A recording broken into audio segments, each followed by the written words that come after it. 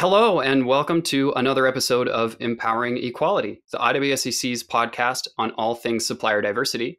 I'm your host, Alex Dirksen, and I am so thrilled to have a conversation with today's guest, Lindsay Swanson from EY. Welcome, Lindsay. Hi, thanks, Alex. Thanks for having me. Yeah, it's a pleasure to have you here. I know we've had the opportunity to meet in person, but I'm really excited to get to know you and EY a little better. So when I think of EY, if I'm being honest, I think even as we've gotten to know each other, sometimes EY can be a little mystifying. I think towers in downtown Toronto, and I think big business, and I think business services and things like that. But when it really comes to EY, what do you feel is the best way to describe what EY does?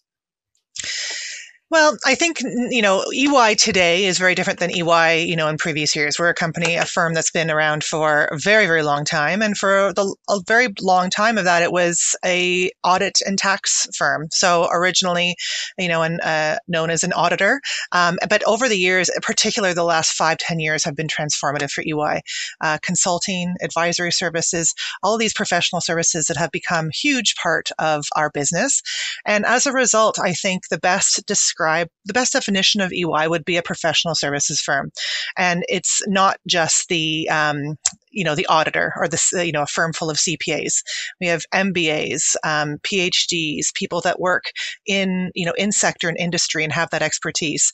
And then there's, of course, all the other people that support the firm that are, marketing specialists, business development specialists, relationship managers, and, every type of professional that really supports such a large organization. Excellent. Yeah, it does sound like it's been quite the transformation. So we're really thrilled here at the IWSCC to be along for the ride with you. Mm-hmm. Can you tell me a little bit about then yourself? What does Lindsay Swanson do at EY? Sure. So I've been with the firm for 8 years. I've been, most of my career has been spent in professional services firms. And I actually started off my career in that more traditional area of tax. Okay. I was international tax specialist right out of my master's, and did that for a bunch of years, and then slowly started to making moves that followed my passion.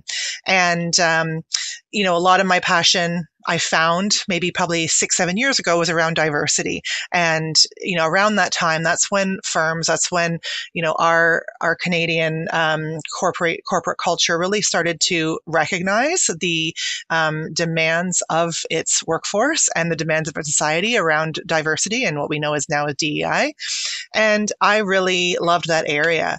And I got involved with supplier diversity in particular because of some work with advocacy councils like the IWSCC, and started doing what we call our ripples, which is Right. community give back campaigns that we run for employees to provide volunteer hours towards different organizations. And I got really involved in some of the programs, and I really loved working with advocacy councils, and I loved working with what I know now as supply diversity. At the time, I didn't know what it was. I just knew I really liked working with diverse entrepreneurs, and I loved building relationships with them and then seeing where we could take them within the firm. I loved being the connector. I loved introducing people to people and then having those relationships kind of grow from there. And, at the time, I didn't know, again, where that fit into the firm. And it took a couple of years of just continuing to kind of work and meeting new people and hearing about supplier diversity. And so now here I am. So I think the common thread of what I do and what I did even before I knew what supplier diversity was, is that connecting piece, meeting people and being excited about introducing them to other people, and being excited about watching relationships and networks grow. And that's the piece that I just love about supplier diversity. So Wow. it's been quite a journey.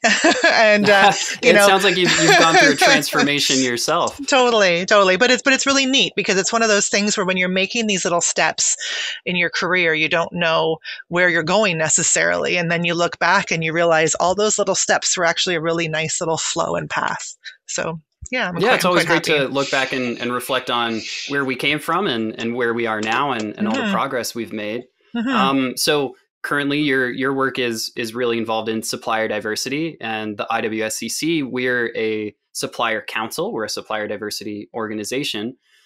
Do you mind, in your words, what is supplier diversity? Can you maybe help our audience understand a little better? Yeah, absolutely. So, supplier diversity is, in my opinion, one piece of the entire, EDI or DEI ecosystem of corporate culture.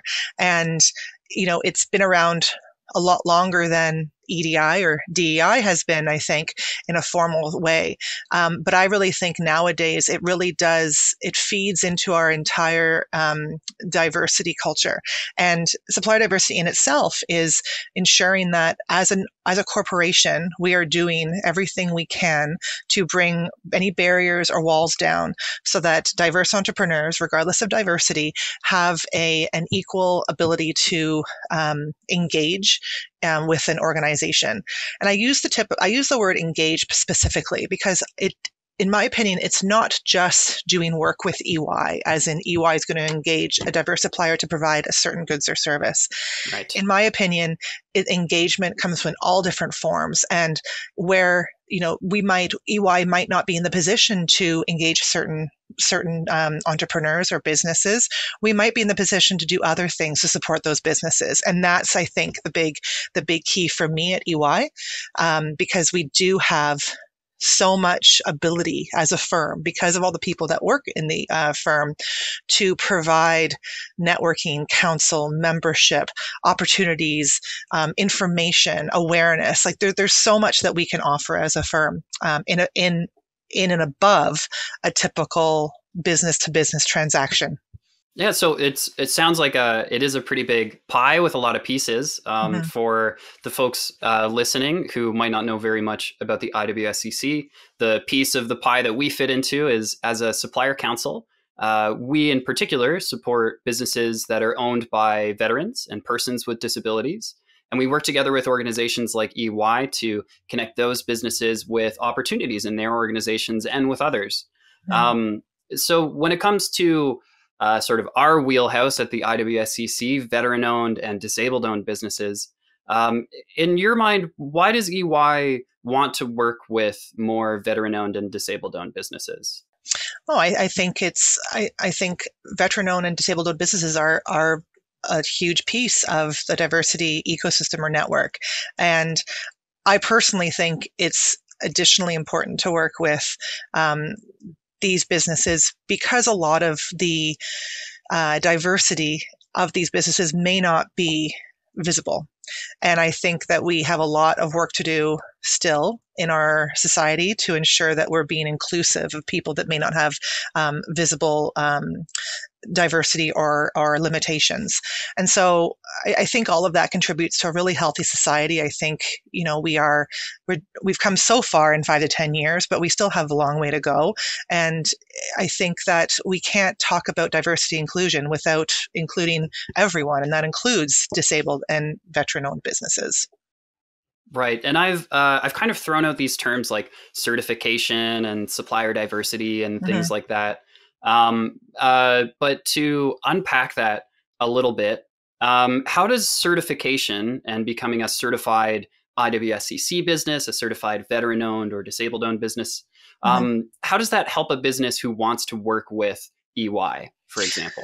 Oh, it's huge. The reality is, I know that many people would say, well, why do I have to certify? I am, diverse in this way. Mm-hmm. But the reality is there still has to be, an ability for corporations like EY and any other corporation to know that someone is indeed certified, and that, there's some auditing, not to use EY talk, but there is an audit trail behind. Old habits die hard. Yeah. And, and I think that one day, perhaps we won't need, the IWSCC as much because we will have a society that doesn't put up barriers around diverse entrepreneurs. And not that I don't want that day to come, but at the same time, it would be great because it means that if I'm not needed and you're not needed, it means that our world is in a better place, right? Absolutely. I couldn't agree more. Yeah. So, maybe supplier diversity, however many years from now, wouldn't it be great if it wasn't even a term because it was just It was just supplier relationships. And we didn't have to specify diverse entrepreneurs. We didn't have to specify, the need for bringing walls down for diverse entrepreneurs to succeed the same way a non-diverse entrepreneur would. So certification right now is vital for an organization like EY, because we have metrics we have to measure, we have to track, because we have to track our progress to continually invest in areas important like supplier diversity. We need to have metrics and tracking, and certification allows that. On the softer, more personal side, certification allows for you and I to have a business relationship, and you and I to work with IWSCC and provide programming and provide opportunities. So it's that way. It's a great mechanism for us to work together and look for ways where we can help certified businesses that work with the IWSCC. So it's a great way for us to connect and you to introduce me and vice versa. Absolutely. And I've loved the opportunity to do it so far. I'm looking forward to more opportunities in the future. And I definitely understand the sentiment that one day in a ideal business ecosystem, we won't need supplier diversity because we will have that confidence that our supply chains and the ecosystem in general is diverse, has room for everyone at the table, and everyone's voices are being heard. So I love being part of an organization that helps push that forward. And it's always so exciting working with professionals like you who want to help us do that too. So if I'm a supplier, maybe listening to this podcast out there, who's interested in learning more about EY and how to become an EY supplier, we probably can't unpack the whole process, but do you have any advice for first steps that they could take? Yeah, so there's the technical steps that may not be the most dynamic, but the supplier gateway registration portal obviously is our first great spot to start. But beyond that, I think again the opportunity to work with you directly and your organization partnered with my organization. There's so many great events and programming that you put on, and that creates again that personal connection. So your matchmaking sessions that the IWSCC puts on, and your Evolve conference, and all of these opportunities to network and to get to know each other on a personal level is always amazing. And I've always really enjoyed hosting the IWSCC, whether it's at our tower or virtually, and meeting entrepreneurs or business owners directly, and that obviously always helps relationships, and that always helps opportunities for me to identify to help grow other people's businesses. But I would say again, the supplier portal, and we can share the link to that. That is the technical registration. So once you're in that system for EY, you're in that system globally. So as someone where I can't be everywhere all at once, if any colleague of mine across the globe is looking for a supplier, and they're putting keywords in, they're putting all the different fields that they can think of, and someone comes up, then they have an opportunity to reach out to that person directly, and whether it's a request for proposal or to talk about the offering. So it really is a very powerful portal.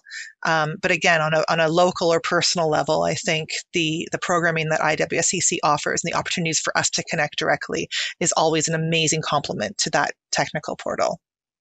That's great to hear. I will take the compliment, and we'll absolutely include those links in the description for our listeners out there who maybe want to learn more or get started on the path to becoming a supplier that works with EY.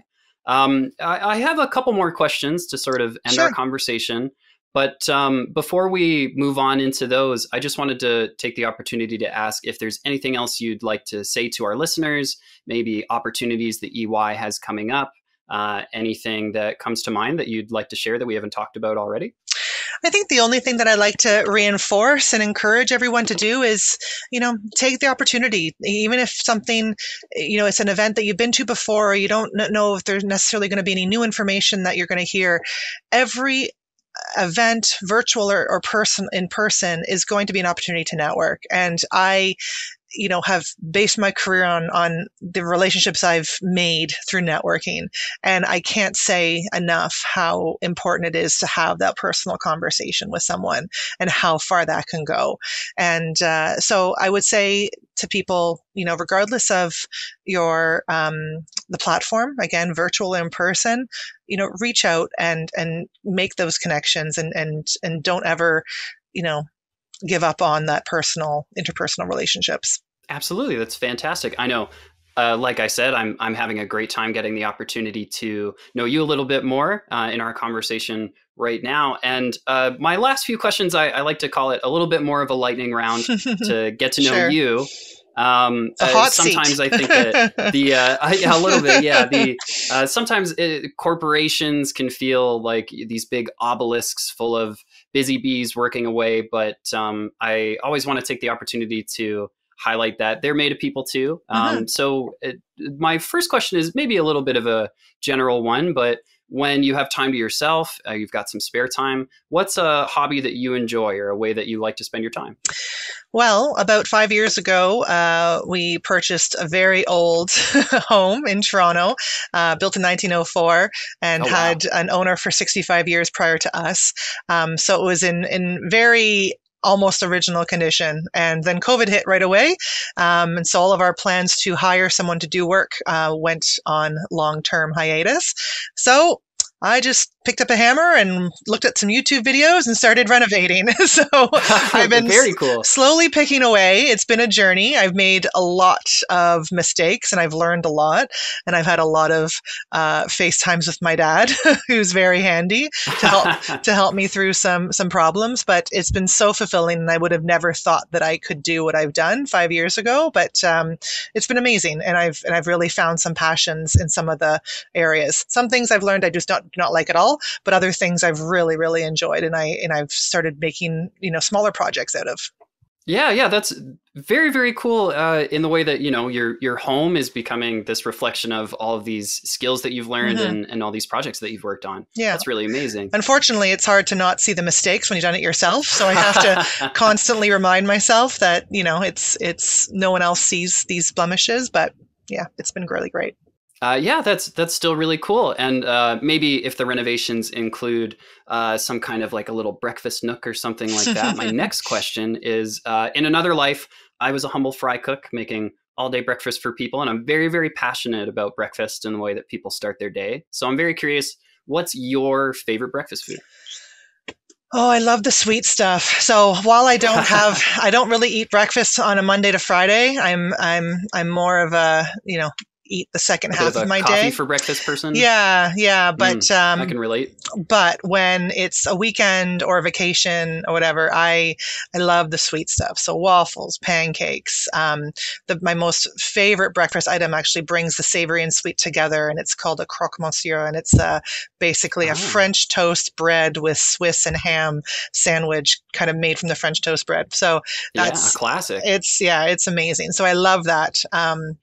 But yeah, mainly during the day, or during the week, it's just a tea or coffee, and then eat something in the afternoon, and then have a big meal with my family for Yeah, dinner. sometimes we're always on the go, and our favorites aren't necessarily always things for every day. Sometimes they're the things that we like to enjoy Totally, in those special moments when we have the chance. So totally. I definitely understand kind of the more decadent desires for a hearty breakfast. And my last question for our listeners, for our audience, in your mind, what's a good piece of advice? I know we talked a little bit about networking and keeping those opportunities.